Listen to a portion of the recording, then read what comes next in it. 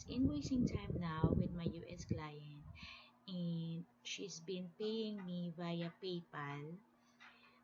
As per contract, we have agreed that she's supposed to be paying me 15,000 a month for a 60-hour per month work. So basically, more whether I work more than or less than 60 hours per month, she will pay me 15,000 at a rate of 50 pesos per $1. Now, as you know, in PayPal, they are would always be below the mid rate.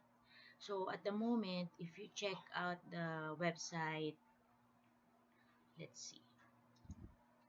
So this is the TransferWise website wherein you could see the comparison of PayPal, TransferWise, and other remittance or other payment gateway. You'd see that PayPal and Wells Fargo has the lowest exchange rate.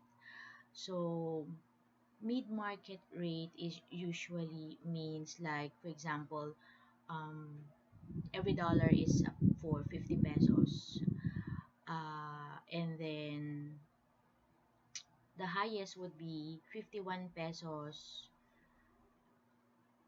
per dollar, and the lowest will be 49 pesos per dollar. So the mid rate would be the 50 pesos per dollar. So there. So PayPal has been using, usually if the prevailing exchange rate is around 48 pesos, you'd expect that they are 2 pesos below that prevailing exchange rate. So at the moment, the prevailing exchange rate is around 48 pesos. And in PayPal, when you see the conversion in their system or in their platform, it will always be 2 pesos less than, you always deduct 2 pesos. So 48 less 2 pesos is 46. So that's what we are seeing here. So for quite some time now, since December, they have been using this exchange rate. So I have agreed with my client that any PayPal fees she will shoulder, any exchange rate currency, loss or gain she will shoulder, and other PayPal fees, conversion, uh, this PayPal fee, the actually the Philippines, the rate is, so here's the PayPal fees. You just search via Google PayPal fees Philippines, and you'd see that the transaction cost will be 3.9% plus 15 pesos. And if the buyer is like, for example, my client is an international, so she's from the US, each transaction that she makes, um, she will be billed 4.4% plus 15 pesos. Okay, so I need to incorporate that 4.4% and the 15 pesos into my invoice as per agreement in our contract. So that is what I am showing in here. And as you can see, I have invoiced her for 60 hours, January 1 to 31, for $5. So $5 at 50 pesos is around $300. Now, I know that at the moment it's 46 pesos um, for each dollar. So I have to compute the currency exchange adjustment, meaning if it were 46 pesos, how much more should she be paying me? So she should be paying me um, 34.94 in additional to the 300, because if I convert that 300 to 34, that's the only time that I'll be able to get a take home of 15,000 net. Okay, if you convert 300 at 46, definitely that's only about $12. So you have to incorporate this currency exchange adjustment in your invoice to make sure that you will be receiving what you have agreed, that 15,000 pesos per month. Now, as I have shown you earlier, 4.4 of the invoice amount. So you have to um, so how are we going to arrive at this 4.4? This one is fixed, but this one would be differing depending on the currency uh, this month. So let's go proceed to my Excel so I could show you better how this is being computed. So this 325.733, this is already the conversion of 15,000 at the rate of 46. Okay, for me to receive a net amount of 15,000, I should be receiving 325.73. So this is my expected net pay of 15,000. Now, conversion again is 46.0584 at the moment for every dollar. So you see here that I have the real, sorry, let me just put this as 0.04491. That's the exact PayPal fee of 4.4% that you were seeing a while ago. Okay, so PayPal fees of 15 pesos. So that 15 pesos, I have to convert that into dollars. So I have to divide that to 46.0584. Now, how much is it if you were to convert this into, say, 15 pesos per 50 pesos? Let's say the conversion is 50 pesos. She should only be paying me additional point 0.3. Okay, but since the conversion rate is 46.05, now she has to add more dollars. Okay, so that's 0.33. Now similarly, this is actually the PayPal fees here should actually um hold on. Okay, so um if I was expecting to receive 15,000, and what's the correct 46.0584, so supposedly 349.40. Okay, 349. Yeah, it is always better to use the what it is 4 to 5 digit decimal places. One is because you don't want if I round this to 46.06, it will be unfair for my client. And if I say just use 46.0 um 46.06, sorry, 46.05, it will be unfair to me. So better to use the 4 digit to 5 digit number. So this is being converted at 46.0584. Now let me show you how. Okay, I think this now is better. I wanted you to see this calculation here. So I was referring to a while ago here. If I convert this to 46.05 only, it will be unfair for me because it should have been 46.06. But if you convert it to 46.06, there's a bit, it's I know that it's just a small cents or decimal places, but it just makes sense to always convert into four decimal places or five decimal places. So in this regard, I will be using what I have seen in the TransferWise platform, which is 46.0584. So that's exactly what I saw in TransferWise. So that's what we're going to see.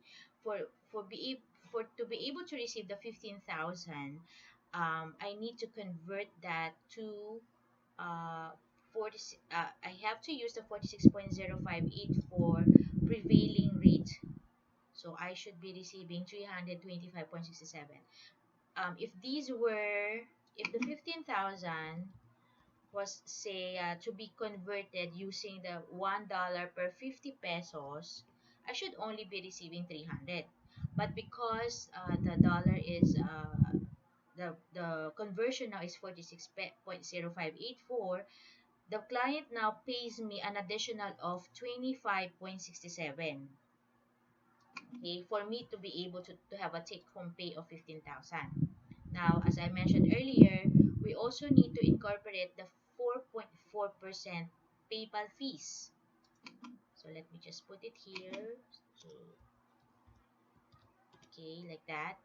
And then an additional of 15 pesos transaction fee for every transaction. So I'll just need to convert the 15 pesos and divide it to the prevailing rate, which is the 46.0584. So that's the 0.33 you are seeing there. I've shown you a while ago that if that 15 pesos, let's say, has been converted to 50 pesos, client only pays me zero point 0.3. But since it's the conversion is 46.0584, then she needs to pay me an additional of 0.03, or a total of 0.33 dollars. Okay, now this should have been my, let's say, total billable amount, gross billable amount. Now, if she pays me this amount, I would still incur some currency conversion costs. Okay, so how do I get that currency conversion? So earlier, this is the difference of 300 versus, yeah, the 300 converted at 50 pesos versus the 325.67 converted at 46.0584. So we know that she has an additional amount to pay of, so see, $25, if you multiply it to 50 pesos, is around 1,000 plus. So that's around 1,000 plus already. So it is just fair for you and the client that you agree that those discrepancy in the currency conversion be shouldered by the client. Okay, so we have an additional of 25, so 325.67 less the 300 pesos. That's that was caused by, again, the conversion rate, 50 versus the 46 pesos. Now how do I arrive at this one? So this is okay. Currency conversion, according to the PayPal website, there's an additional of 2.5% for each transaction. So I have to incorporate that. Okay, so that's the 2.5% per transaction currency conversion. So let's say I'm going to receive the USD dollars, and if I were to convert it to peso, I would still incur an additional of 2.5%. That's why I don't like PayPal. Sorry, PayPal. For some reason, yeah, that's how they are doing it there. And it's actually killing us freelancers, especially if the conversion, they have so many, they have so many fees. Okay, and that's why most freelancers would like to have, would Remitly, or TransferWise, and even Payoneer. But this particular client insisted that she pays in PayPal because all of her transactions are recorded in PayPal. So she doesn't want to go to another platform just to pay me, which is doesn't do make sense, because if I were the owner, I just want to see all my transaction in just one platform. So yeah. So long story short, she should be paying me conversion adjustment an additional of $34.90, which that is already reflected. You have added here the 25.67, and you have here the remaining 8.52. So in total, I will be billing her 349.14. If it was just simple like peso amount, that she would say give me 15,000, this amount at 50 pesos conversion should have been just 300, but because of the PayPal fees, because of the currency conversion, she is now paying me an additional of 49.14 in total. So that's around 2,000 plus.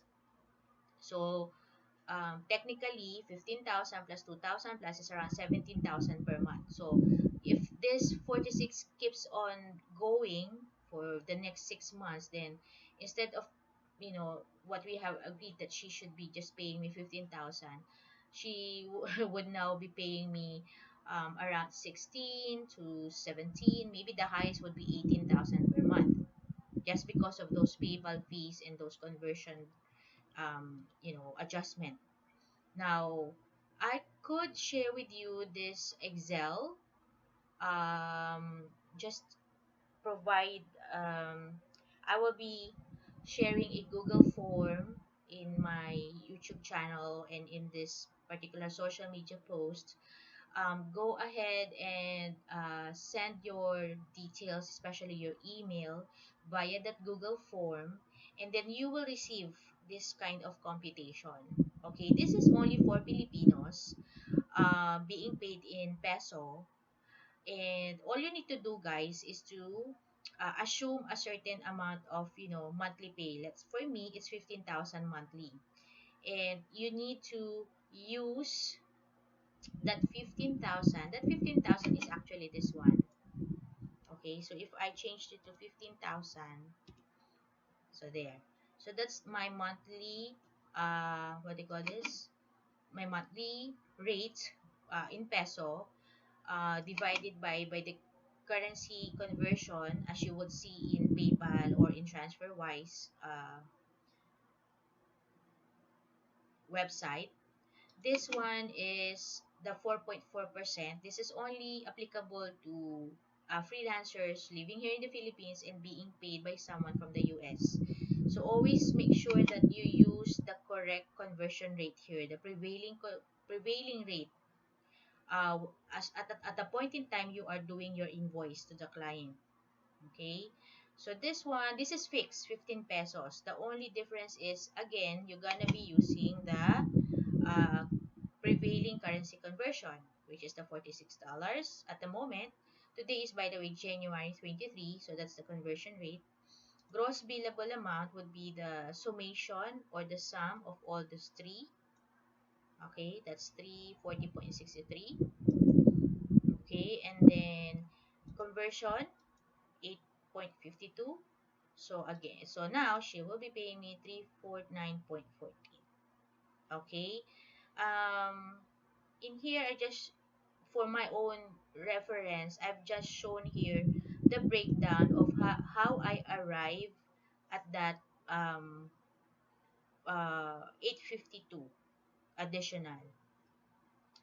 So 852 additional, and then the conversion rate here, currency adjustment should around be 34.19.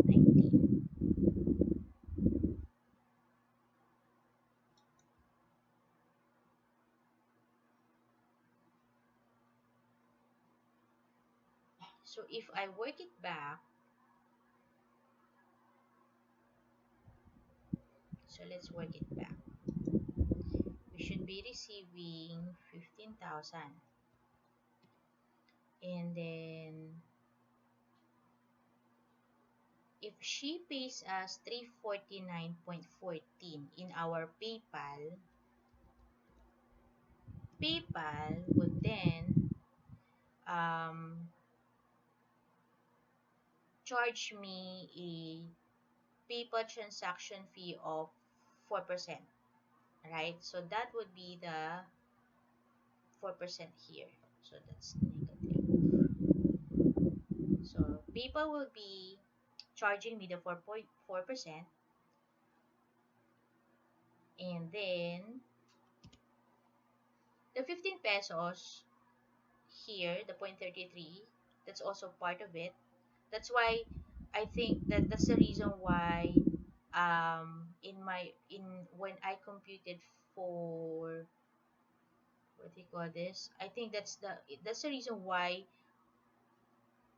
it's not exact 4.4. There's a 91 here. Okay, this only captures the 15 pesos, but let's say for the sake of just including everything, now in when the amount of dollars arrive in your PayPal, you would see a computation of 349.14, and PayPal would deduct this two or maybe just one. So in net, you would just be receiving 334. Okay? So is the 334 enough to be converted to be 15,000 peso? So now that we know that the conversion rate is 46.0584. So this is a little bit of 392. Now that 392, when you supposedly that is already your gain for the conversion. Okay? You actually gained out of this transaction. And I believe when I transfer PayPal to BPI, so long as the amount is greater than 7,500, the transfer is greater than 7,500, PayPal won't charge you any more fees. So basically, if I transfer this 15,392, I would be receiving that exact amount in my BPI.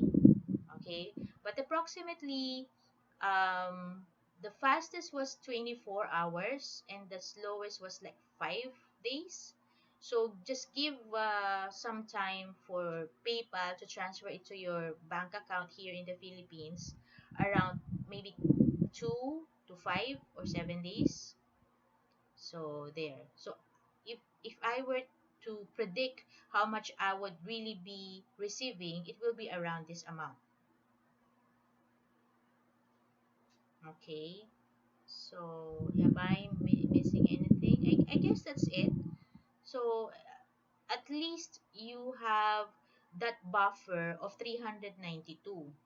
Okay, and that's because the conversion is so low, $46 as against the 50 pesos before. So you really deserve having that additional 392 just in case, because the conversion is really erratic when it comes to PayPal, and having that payment gateway. It's different if the client directly pays your bank account, because when that happens, most of the fees is also borne by the client. This one, so I'm just so happy that my client agreed that all of those charges will be shouldered by my client. Have it been my other clients, they wouldn't shoulder that. Okay, they would be paying me, just 15,000. Okay, and imagine that the 15,000, if converted to the current, let's say I bill them 300 because that's the conversion at 50 pesos, right? And then the current prevailing rate is 46 at 46.0584. So I'm just receiving 13,000 for those clients who would not agree to pay my PayPal fees and my PayPal currency conversion. So how much am I losing? So 15,000 less this 13,000. I'm losing 1,182. See, if you have those clients, they are causing you to lose that amount of money. Okay, and that's already 5 kilos of maybe at 50, 52 pesos per kilo of rice. That's already 5 to 6 kilos of rice. And that 5 to 6 kilos for a family of four, that could already last for 1 week. No? So it it's always good to always present this to your client that hey, if you don't shoulder the PayPal fees and the currency conversion, I will be hit by this amount of money. So let me just include the PayPal fees and the currency conversion adjustment in my invoices, and so that I could still have a take home pay of this amount. Of course, depending on your client, this could be 50,000, this could be 10,000. It depends on your client. But what I'm saying is, as an example, I am receiving 15,000 from this client. So it's good that we have agreed that she'll be shouldering the PayPal fees and the conversion adjustment. Otherwise, if not, I will be hit by that amount of money. So sayang. It's pity if you don't get that, if you lose that money just because of the fees and the currency conversions. Okay. So now that you have that I have shown you that, I hope that it's clear to you how you could properly invoice your client if they're gonna be using PayPal. Okay, uh, more or less this is already safe for you. Let's say at the 15,000 you'll be receiving 349.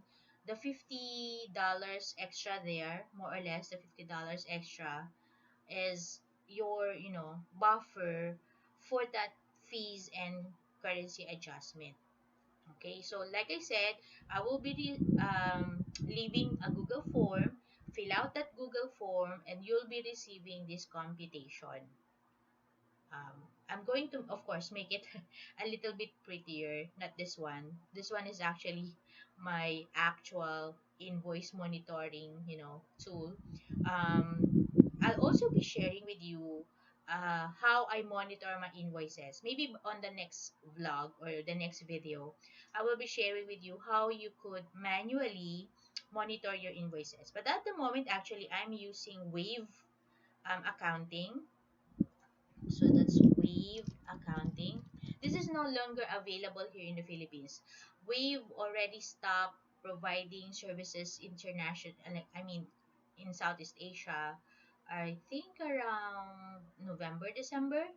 So, fortunately for me, I was able to sign up before they announced that. So up until now, my Wave accounting is still active. The only people who could use the Wave accounting software are those from the US and Canada. So if you're not from the US and Canada, definitely you won't be able to sign up anymore. Okay? So when they announced that around November, December, yeah, those people, like, I have an assistant VA who tried to sign up around end or mid December. She wasn't able to sign up anymore. So it was very fortunate for me to was I was able to sign up on an earlier date prior to them announcing that it won't no longer be available for the other countries. Okay, but this particular software, I really like it. It's very simple to use. It's very, it's clean. For someone who doesn't know accounting, it's not overwhelming.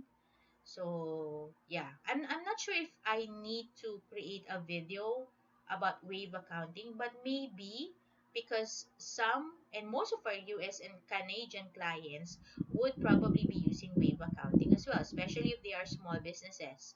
So I'll have a think of it if I will be creating another video about this particular software. But if I were to compare Wave accounting versus, let's say, QuickBooks. Wave accounting is really good for small businesses and for freelancers like us to monitor our expenses, to monitor our invoices, to monitor our income. So I would really go to Wave accounting. This is me telling that Wave accounting is a good tool because I am an accountant, and at the same time I have used so many accounting systems before, from enterprise level to small or no small business type or scale of accounting systems. So one of them are QuickBooks Desktop, QuickBooks Online, Zero, Zoho Books, MYOB, Peachtree, Sage, the Sage one, the Sage. The enterprise that I use is Epicor, SAP, Oracle. I've also used Oracle before. So if I were if I was comparing, if you were like a freelancer, I would probably endorse Wave Accounting. Okay, unfortunately, it's no longer available here in the Philippines. So yeah, but I did subscribe before with Zoho Books and Zoho Invoice. I think that was the the cheapest that I found online. There was another one, Dubsado, yeah. But for me, I don't know. For some reason, I wasn't able to explore it that well, so I couldn't really make a review out of that particular what do you call this platform. But I was thinking, why not? Because my one of my clients is asking me to look for a platform that is not only an accounting, they could also use for their CRM. So I'm torn between using HubSpot versus Dubsado. So I have to check which one, and when I do find out which one is better, I will be creating a video out of that and sharing with you the pros and cons, the disadvantages and advantages of those two platforms. So just wait for that. So if you are seeing this video over my YouTube channel, please subscribe, like this video if you like this video, and then hit your notification bell so that the next time I put up a video there out there, you'd be seeing my videos. Because I am creating videos for freelancers, for virtual assistants like me. I would want them to be exposed to the software, to the tools that I'm currently using with my clients. So yeah, if you're a freelancer and you are a virtual assistant, please subscribe to my channel. If you can also please hit the like button. Also comment on the comment section. I'm always monitoring the comment section. I'm always looking at kapwa virtual assistant who might be asking questions about this and that. Okay, I've been in virtual assistance industry for about 5 6 years now, so I have a little bit more of exposure out there of what tools to use, tips on how to use certain tools, and then processes. How could you make it easier for you and your client to process a certain task, for example? So those are the type of videos that you will be seeing in here.